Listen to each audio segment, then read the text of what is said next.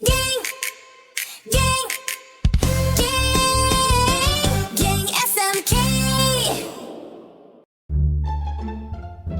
Yeay, lepas ni kelas PJ. Bo, kau nak main apa? Kita main Roblox lah. Kau ni buat kelakar pula. Kita main bola lah. Boleh je, tapi aku nak jadi striker. Shoot!